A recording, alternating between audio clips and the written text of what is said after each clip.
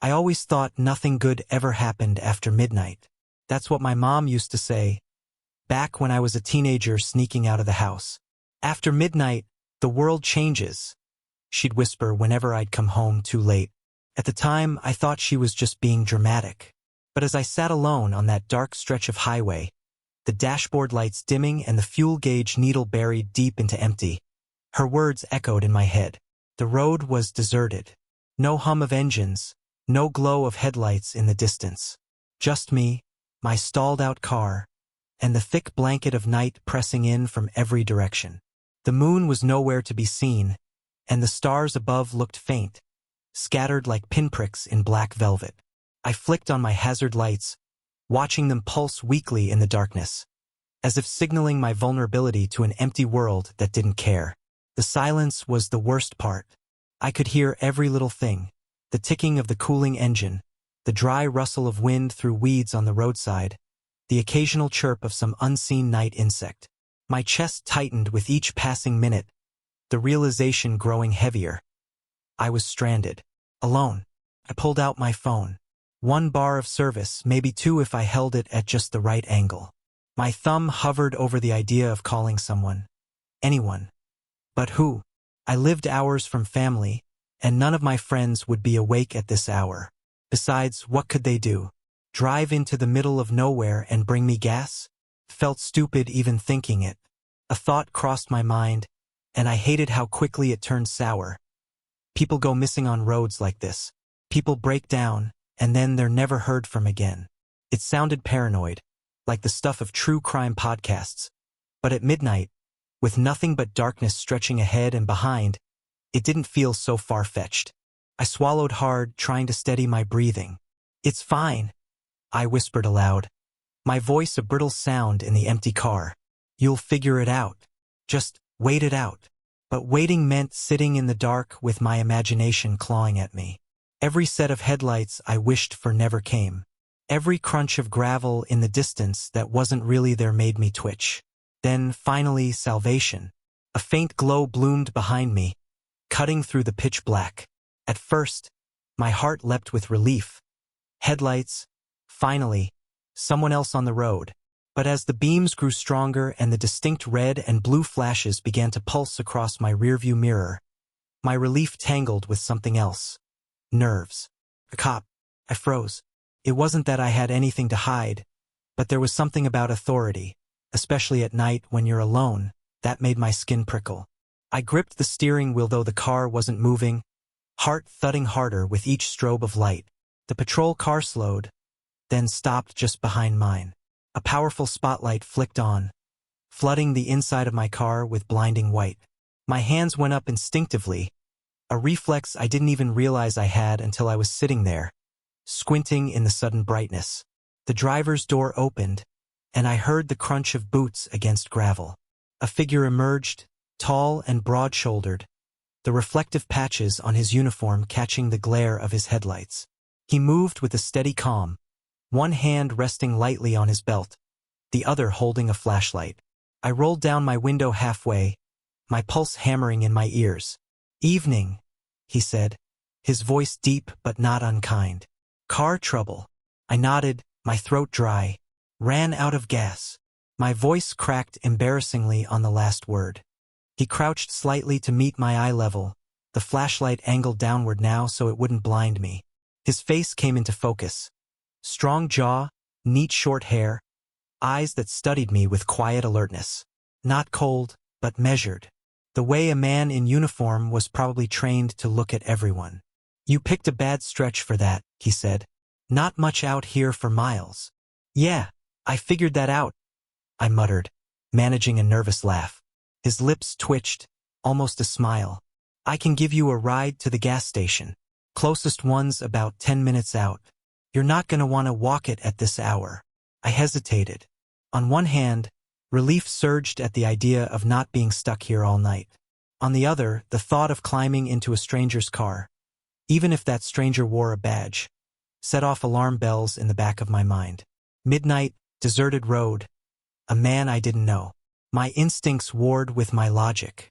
He seemed to notice my pause. His gaze softened just slightly, and he added, Look, I get it. Middle of the night, strange situation. But I promise, you're safer with me than waiting out here.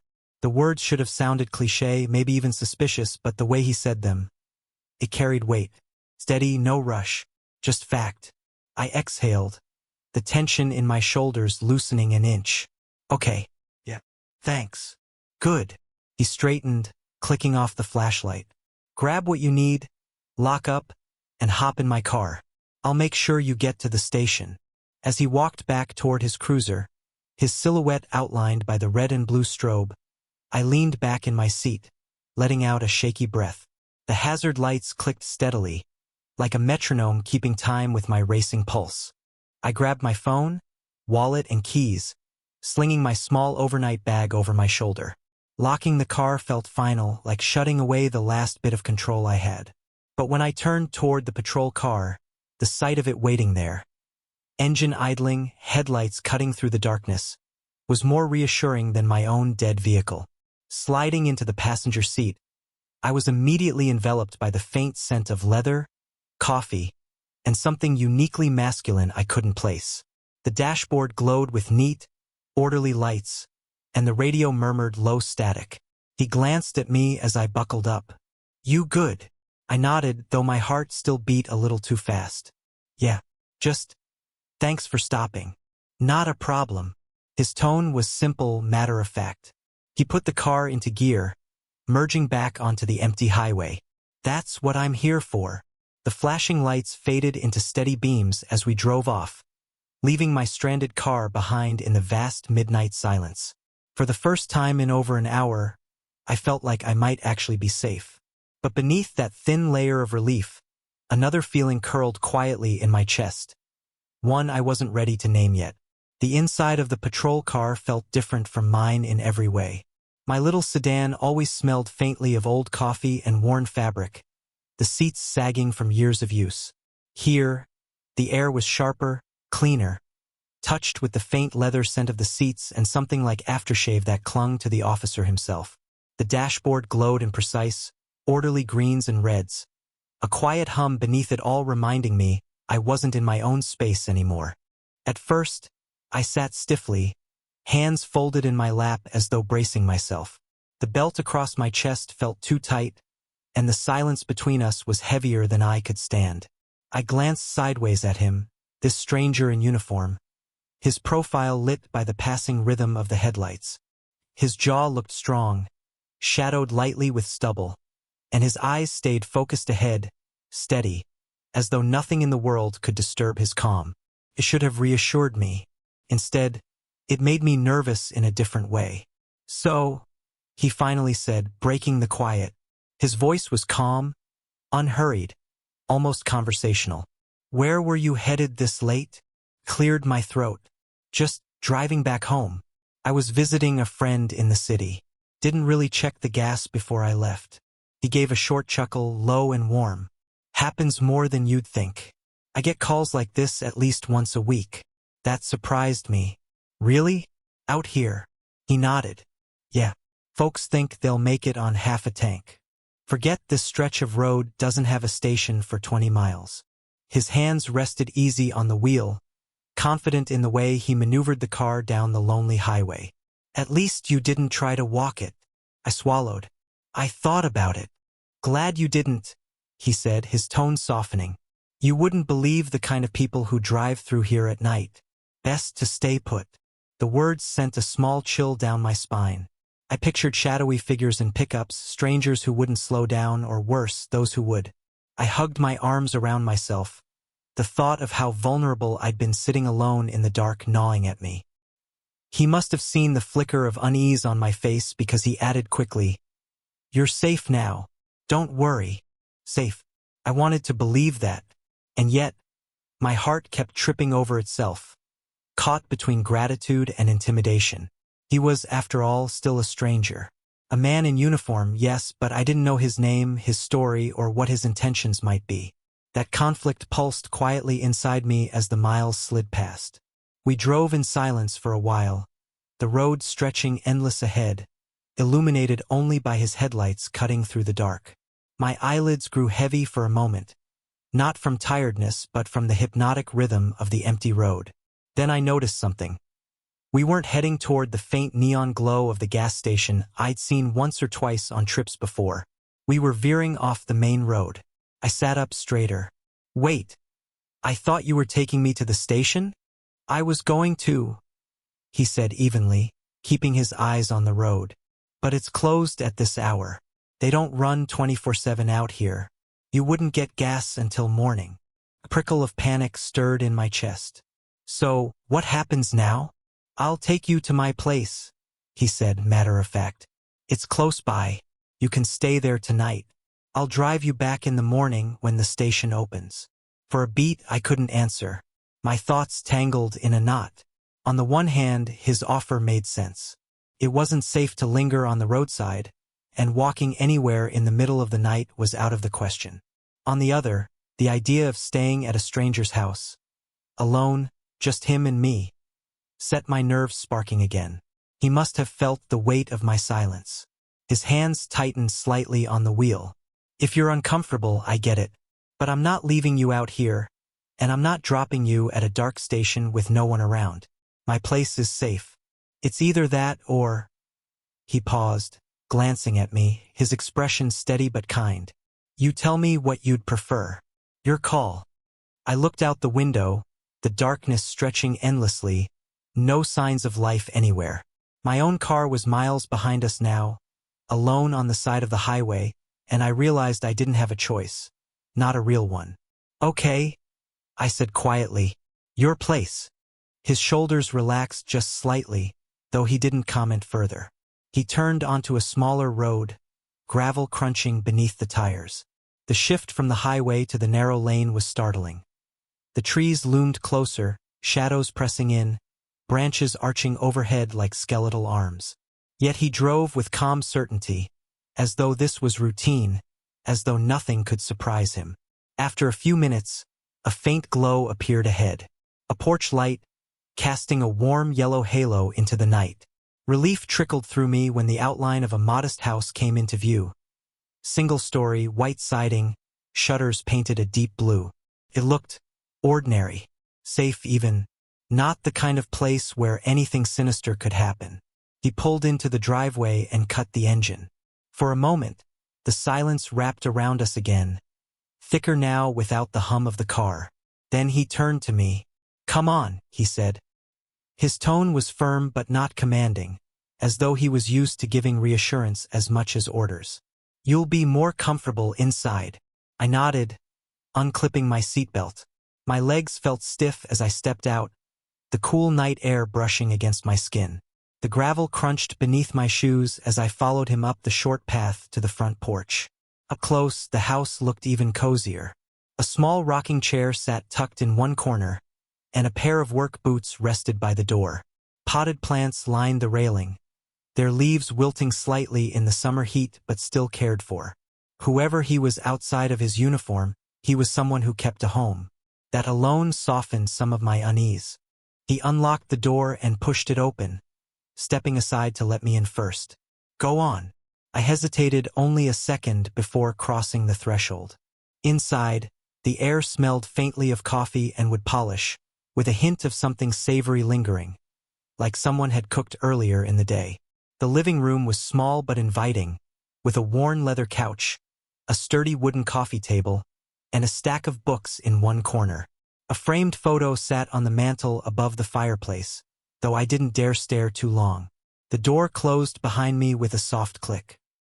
He set his keys down in a bowl by the entryway, then looked at me, his expression neutral but unreadable. Make yourself at home, he said. You've had a long night. And just like that, I realized the tension in my chest had shifted. I was still nervous, yes, but something else pulsed beneath it now, something warmer. Because for the first time that night, I wasn't stranded. I wasn't alone. The house was quiet, the kind of quiet that only existed in places tucked far away from the world. No traffic, no neighbors, just the low hum of the refrigerator in the kitchen and the faint tick of a clock somewhere down the hall. He set his cap on the counter and ran a hand through his short, dark hair, suddenly looking less like a cop and more like just a man unwinding after a long day. "You can stay in the guest room," he said, pointing down the hallway. "Second door on the left. Bathrooms across from it. I'll find you something to sleep in." "Thanks," I said softly, still holding onto the strap of my bag like it was an anchor. He disappeared into his bedroom and came back a moment later with a folded t-shirt and a pair of sweatpants. These should fit, or at least close enough. I took them, my fingers brushing his just briefly. The shirt was worn soft from use, smelling faintly of detergent and him. Something clean and masculine that made my chest tighten in a way I didn't want to analyze. "Appreciate it," I said quickly, stepping back. He gave a little nod, then tilted his head toward the hall. "Go ahead. I'll get you some water." The guest room was small but neat, a quilt folded carefully over the bed, the faint smell of cedar in the air. I set my bag down and closed the door behind me, exhaling a long breath I didn't realize I'd been holding. For the first time all night, I felt a measure of safety. I peeled off my shirt, then my jeans, standing in just my underwear as I reached for the clothes he'd given me. That's when the door clicked open. I froze. He stepped in holding a glass of water, his eyes landing on me before he seemed to realize. For a beat, the world stopped.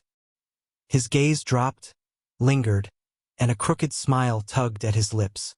"So yummy," he murmured, almost like it slipped out before he could stop himself. My face went hot, blood rushing to my ears. What?" He blinked, as if realizing what he'd said, then laughed nervously and turned half away. "Sorry, that just came out." His hand gripped the door frame, knuckles whitening slightly. "Didn't mean to barge in." I stood there, half-dressed, my heart pounding so hard I thought it might crack my ribs. Part of me wanted to pull the shirt on fast, to cover myself and end the moment. Another part didn't. Shame, embarrassment, and something far more dangerous tangled inside me. Something that felt an awful lot like excitement. He glanced back, his eyes meeting mine with a steadiness that was both apology and admission. "Look, I'm not going to pretend I didn't mean it. You caught me off guard. And yeah, I shouldn't have said it, but it's true." I tugged the t-shirt over my head, buying myself a second of cover, though my face still burned. Are you serious? Or is this just you messing with me?" His jaw tightened, like he was weighing the risk of being honest. "Serious," he said finally. "Too serious, maybe. I'm sorry if that makes you uncomfortable." I didn't know what to say. My thoughts were a storm. He's a cop. He's a stranger. You shouldn't feel this way. And yet, beneath the confusion, there was a small flicker of curiosity that refused to die. A flicker that asked, what if? I shook my head slightly, trying to ground myself. "It's fine. Just caught me off guard. That's all." He nodded, stepping back toward the door. "I'll let you get some sleep. Water's on the table. If you need anything, I'll be down the hall." The way he said it, gentle, almost careful, made me believe he really wasn't trying to push anything. He was giving me an out, and yet leaving the door cracked just enough for possibility. "Okay," I said, my voice quieter than I intended. He gave me one last look, something unreadable in his eyes, then slipped out and closed the door behind him. I sat down on the bed, the t-shirt hanging loose on my frame, the sweatpants bunched at my ankles. My heart was still racing, my mind replaying the moment on a loop. The way his eyes had lingered, the softness in his smile, the honesty in his voice when he said he meant it. It should have been simple. A slip of the tongue, a mistake, nothing more. But it wasn't. Not for me. I lay back against the pillow, staring at the ceiling. My body buzzed with restless energy. Heat pooled in my chest, and no matter how I tried, I couldn't shake the thought of him down the hall.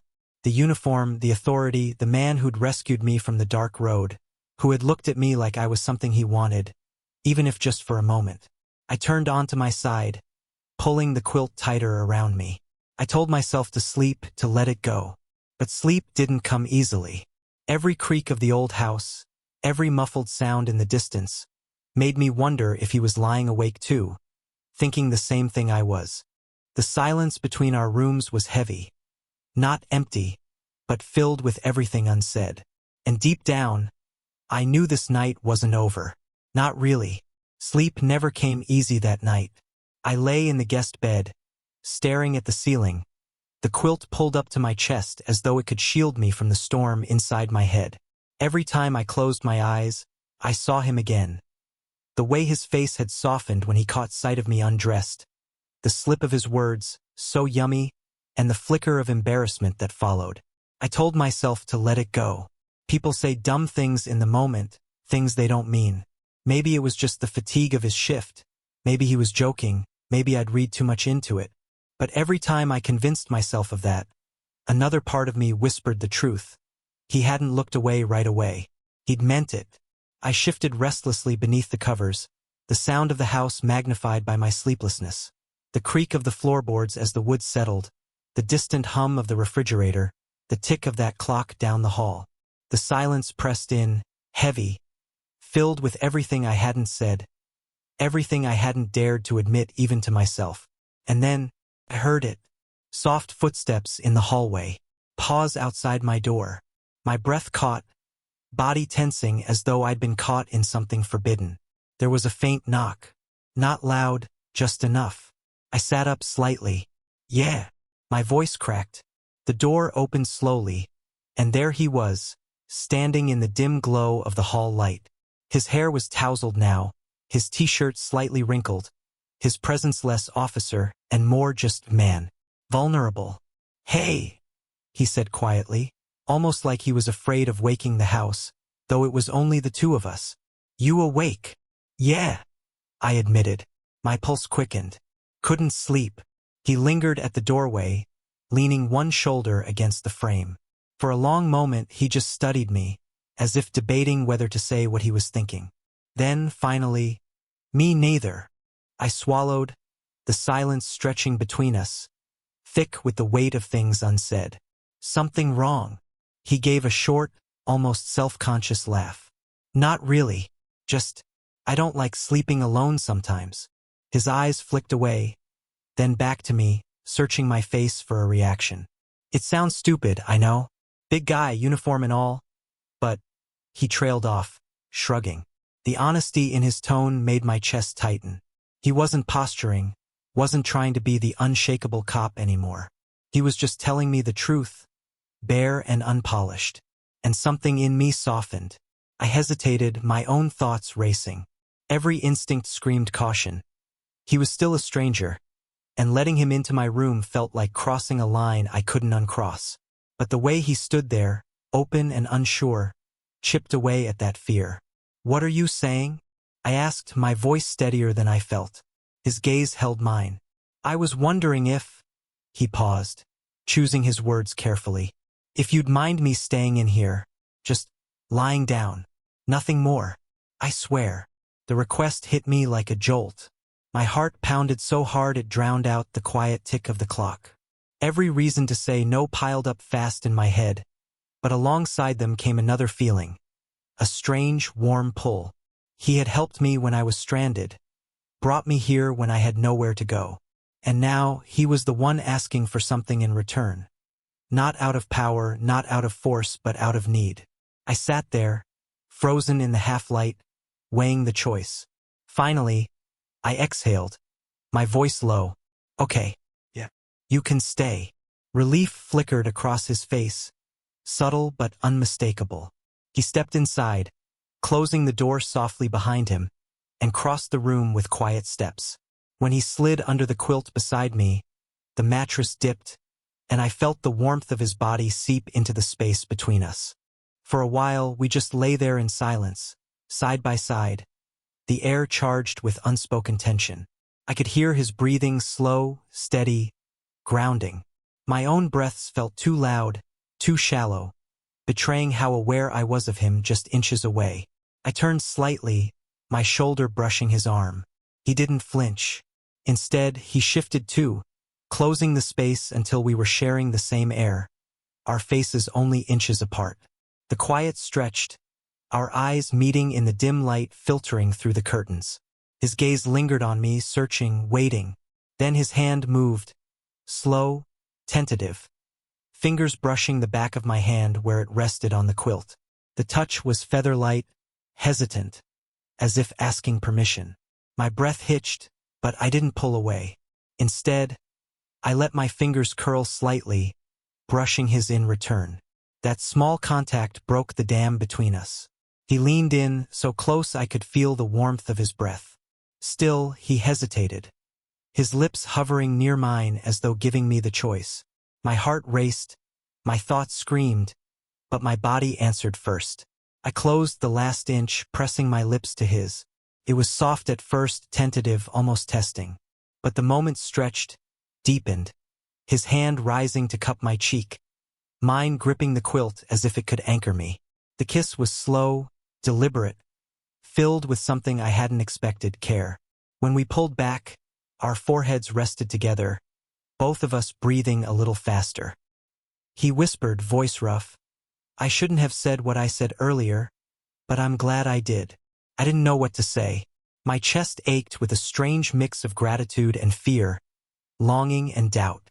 He had pulled me from the dark road, brought me into his home, and now this. Part of me felt like I owed him, like I was giving back. But another part, deeper, truer, realized I wanted this. Not out of debt, but desire.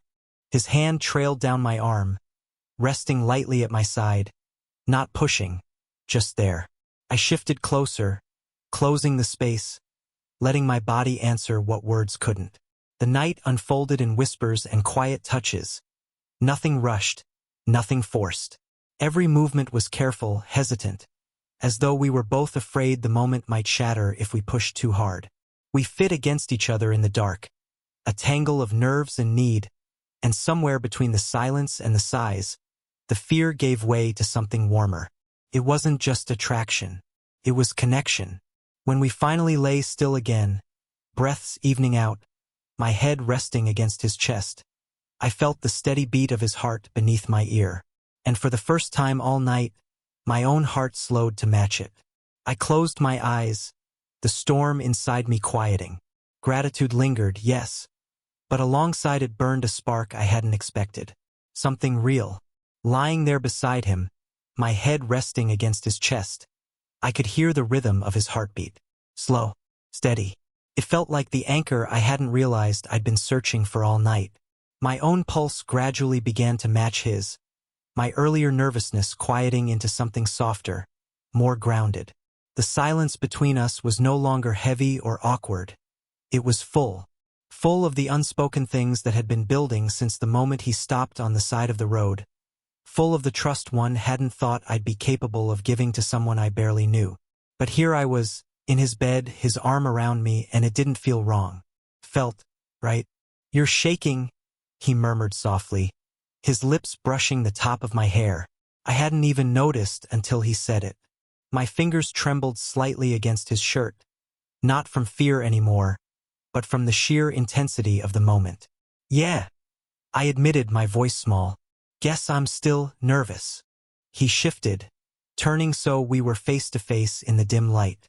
His hand found mine under the quilt, fingers intertwining gently. "You don't have to be," he said. "I don't want you to think. I'm not here to take anything from you. If this is too much, just say the word." His honesty cracked something open in me. I squeezed his hand tighter, shaking my head. "No, it's not too much. I didn't expect this." He smiled faintly, his eyes soft. "Me neither." We lay there like that, holding hands, breathing the same air. The intimacy of it all was almost overwhelming, but in a way that made me want to hold on tighter. After a moment, I whispered, "Do you ever get lonely?" The question hung between us, heavier than I intended. He blinked, clearly caught off guard. His thumb brushed slowly over my knuckles as he thought. "Yeah," he admitted quietly. "More than I like to admit. This house, it's too quiet most nights. Feels like the silence gets louder, if that makes sense." "It does," I said. My throat tightened because I knew exactly what he meant. I felt that too, like the quiet is pressing down on you, reminding you you're by yourself. He studied me, his gaze steady. "Is that why you looked so scared on the road? Because you were alone?" I hesitated, then nodded. "Partly. I mean, yeah, being stranded was terrifying, but It's more than that. I've been alone for a while now. And sometimes, when stuff goes wrong, it just reminds me how empty things feel. His expression softened, his hand lifting to brush a strand of hair from my forehead. I get that. The tenderness of the gesture made my chest ache. For so long, I'd carried that weight quietly, never daring to say it out loud. But here I was, confessing it to a man I hadn't even known existed yesterday. And instead of judgment, I saw understanding in his eyes. We talked in hushed tones, voices barely above whispers. He told me about the long nights on patrol, how sometimes he drove the back roads just to see lights in windows, proof that other people were out there living their lives. He admitted how hard it was to always be the one in control, the one expected to solve everyone else's problems while never letting his own show. And I told him about the ache of pretending I was fine when I wasn't, about how silence had become both a comfort and a prison. The more we shared, the more the space between us shrank, not physically but emotionally. I felt seen in a way I hadn't in years. At one point, I laughed, quiet, surprised by how easily it came. He'd made a joke about how terrible his cooking was, and the sound of my laughter in the stillness made him smile in return. "There it is," he said softly. "There what is?" "Your smile. It's better than I imagined." The compliment caught me off guard, warmth flooding my cheeks. "You imagined my smile?" "Yeah," he admitted without hesitation. "Back in the car. You looked so tense, so serious. I wondered what it would take to get you to smile." I shook my head, grinning despite myself. "You're ridiculous." "Maybe," he said, "but I was right. It's worth it." The air between us felt lighter after that, but no less intimate. His arm curled around me again, pulling me close until my forehead rested against his shoulder. His free hand found mine once more, and we lay there in a quiet rhythm of breathing, the occasional whisper of words filling the gaps. It wasn't about lust, though the attraction was undeniable. It was about the comfort of another heartbeat beside mine, the relief of not having to carry the weight alone for just one night. At one point, I whispered, "Why me?" He frowned slightly. "What do you mean?" "Out of everyone. Why me? Why now?" He thought for a moment, then said simply, "Because you were there. Because you needed help. And maybe I needed help too. I just didn't know it until tonight." His words hit me deep, settling in the part of me that had always felt overlooked. I shifted closer, pressing a soft kiss against his collarbone. Not because I felt I owed him anything, but because I wanted to, because being near him felt safe. He let out a slow breath, his hand tightening on mine. For a while, neither of us spoke. We didn't need to. The warmth of his body, the steady rise and fall of his chest, the quiet hum of life outside the window, it was enough. Eventually, his breathing slowed, evening into the rhythm of sleep. But I stayed awake a little longer, watching the faint light of the porch lamp filter through the curtains, brushing soft patterns across his face. He looked different in sleep, the lines of authority gone, replaced by something gentler. I brushed my thumb over the back of his hand, marveling at how natural it felt to be here, tangled in sheets with a man I should have considered a stranger. But he didn't feel like a stranger anymore. He felt like someone I'd known in another life, someone I was always meant to find. My own eyes grew heavy, the exhaustion of the day finally catching up. As I drifted, I realized the fear that had gripped me hours earlier. The fear of being stranded, of being alone, had been replaced with something else entirely. Warmth, connection. And as sleep pulled me under, I held on to one last thought. Maybe my mom had been wrong. Maybe sometimes, after midnight, the world didn't just change. Sometimes it gave you exactly what you needed. Sunlight woke me before anything else did. It slipped through the curtains in thin golden lines, casting warm patterns across the quilt. For a second, I didn't remember where I was. The bed was too firm, the quilt unfamiliar, and the faint smell of coffee drifting through the air wasn't mine. Then it all came rushing back. The breakdown, the flashing patrol lights, his steady voice telling me I'd be safe, the nervous laughter in the hallway, the hesitant kiss, the quiet confessions in the dark. My chest tightened, equal parts nerves and something softer. The spot beside me was empty. The quilt was rumpled, still warm where he'd been, but he was already gone. I sat up, rubbing the sleep from my eyes, and listened. A faint clink of a mug, the low hum of a coffee maker, his footsteps, sure and steady, moving around the kitchen. I hesitated before swinging my legs off the bed. Part of me expected the awkwardness to hit hard, the what have we done silence, the need to pretend last night hadn't happened. But as I padded down the hallway, wearing his oversized t-shirt and sweatpants, what I felt instead was calm. He was in the kitchen, back to me, standing at the counter with a steaming mug in one hand. The morning light streaming through the window made him look different, softer, less guarded, like the uniform he'd worn last night had been shed along with a piece of his armor. He glanced up when he heard me and offered a small smile. "Morning. Coffee?" I nodded, my voice rough from sleep. "Yeah, please." He poured me a mug and slid it across the counter. Our fingers brushed when I took it, a quiet reminder of the closeness we'd shared. Neither of us pulled away too quickly. For a moment, the silence was uncertain. I sipped the coffee, grateful for something to hold. He leaned against the counter, watching me with an expression I couldn't quite read, somewhere between careful and open. "Sleep okay?" he asked finally. I let out a small laugh. "Better than I expected." His lips twitched. "Me too." And just like that, the tension eased. There was no regret in his voice, no apology lingering. Just quiet acceptance, the kind that made my chest loosen. We talked about simple things at first, the coffee, the weather, how far the gas station was. It felt almost domestic, like waking up in a routine rather than in the aftermath of something unexpected. The normalcy of it steadied me. By the time we got into his patrol car again, the awkwardness had softened into something lighter. The sun was high now, the road no longer the menacing stretch of black it had been the night before. The world felt different in daylight, safer, though I found myself missing the fragile intimacy of the dark. He drove with one hand on the wheel, the other resting casually on his thigh. Every so often, he glanced at me, a flicker of a smile tugging at his mouth when our eyes met. "You know," he said, breaking the silence, "I don't usually do this." I arched a brow. "Pick up stranded drivers?" He chuckled. "No. I mean, let anyone in like that. Especially not when I'm in uniform. It's like this wall I keep up all the time. People see the badge, not the person. Makes it easier to just stay closed off." His honesty made my stomach tighten, but not in a bad way. "Yeah, I get that. People see what they want to see, not what's really there." He nodded, eyes on the road. "Last night, it was different. With you, I didn't feel like I had to pretend." I turned to look out the window, the countryside rolling past, my chest too full of emotions I wasn't ready to name. "Same here," I admitted. I didn't expect any of it, but it didn't feel wrong.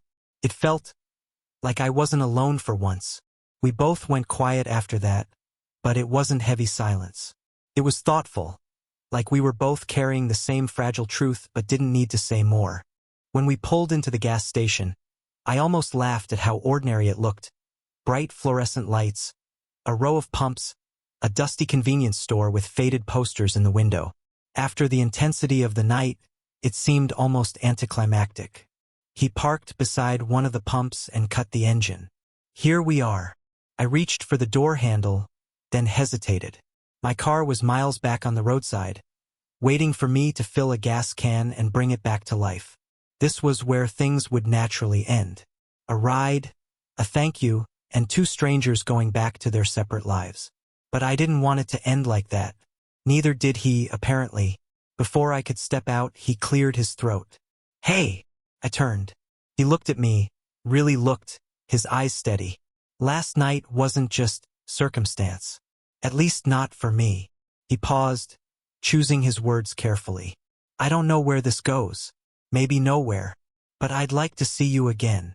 My chest tightened, relief and something like joy flooding through me. "Yeah," I said softly. "Me too." He smiled then, genuine and unguarded, the kind of smile that reached his eyes. He reached into his pocket, scribbled his number on the back of an old receipt, and handed it to me. "Just in case," he said. I folded it carefully, tucking it into my wallet like it was something precious. "Thanks for everything." As I stepped out of the car, the sunlight felt warmer, the air lighter. I glanced back at him one last time, sitting there with his hand draped over the wheel, watching me with that same quiet steadiness that had pulled me in from the start. And I realized then that what began as a night of fear and loneliness had turned into something else entirely, the start of a connection I hadn't known I needed. I stood at the pump, the handle heavy in my hand, the scent of gasoline sharp in the morning air. The sun was already climbing higher, warming the asphalt beneath my shoes, and traffic had begun to trickle in and out of the station. Delivery trucks, a few commuters, a tired-looking man in a minivan who gave me a polite nod. It should have felt ordinary, mundane even, filling a can, solving the simple problem that had derailed my entire night. But nothing about this moment felt ordinary, not after everything that had happened. Through the glass windows of the patrol car, I could see him still sitting behind the wheel, sunglasses now shading his eyes from the bright morning. He looked calm, collected, like the officer people probably saw every day. Steady, unshakable, untouchable. But I knew better. I'd seen the cracks in that armor, heard the softness in his voice when he admitted he hated the silence, felt the warmth of his hand in mine as we whispered into the dark.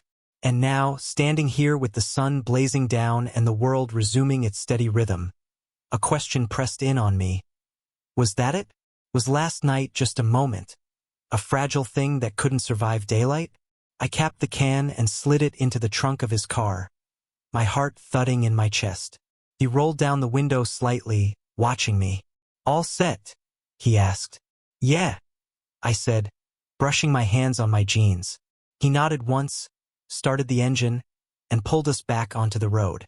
The ride toward my car was quieter than I expected.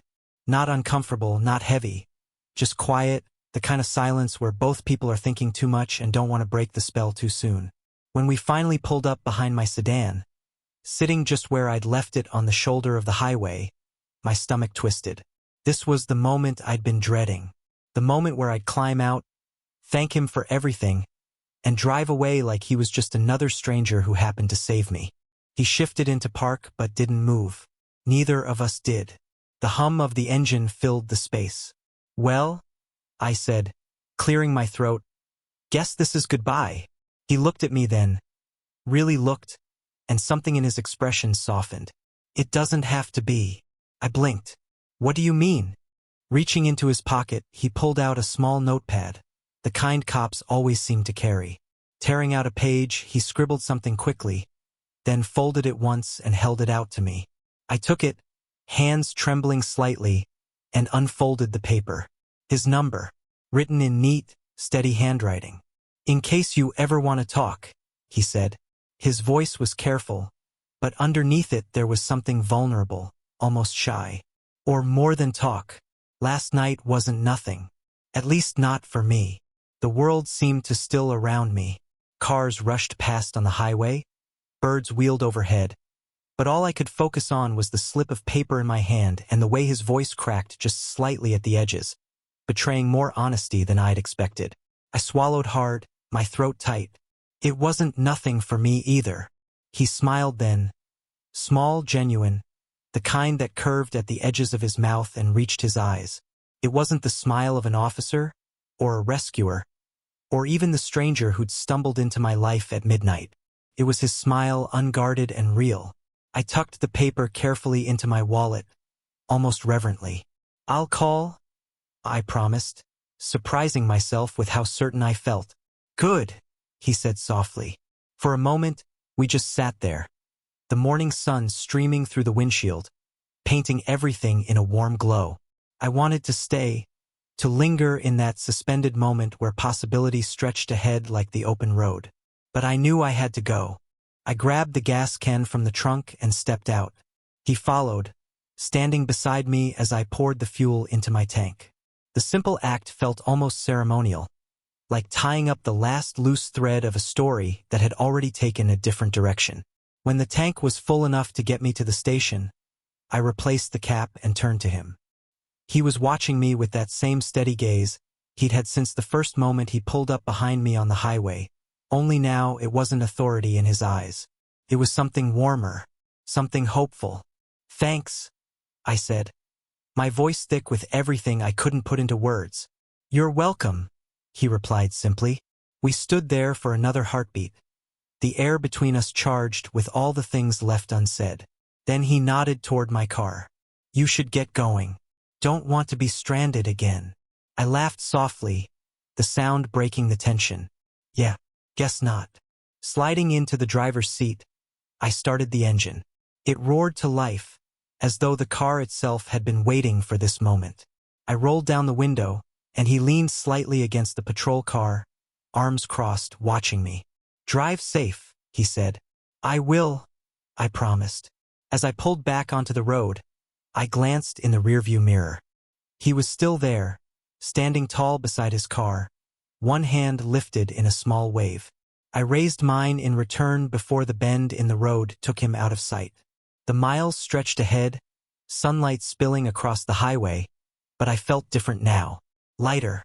Not because my car was running again, but because I wasn't carrying the same weight of loneliness I had the night before. I touched my wallet, where the folded slip of paper rested, and smiled. Running out of gas had felt like the worst thing that could happen to me, but it had led me here, to him, to this unexpected connection. Fragile but real. Maybe it wouldn't last. Maybe it would. But for the first time in a long time, I didn't feel like I was driving alone anymore. I carried something with me now, hope. And as the road opened wide and endless before me, I knew one thing for certain. This wasn't the end of the story. It was just the beginning.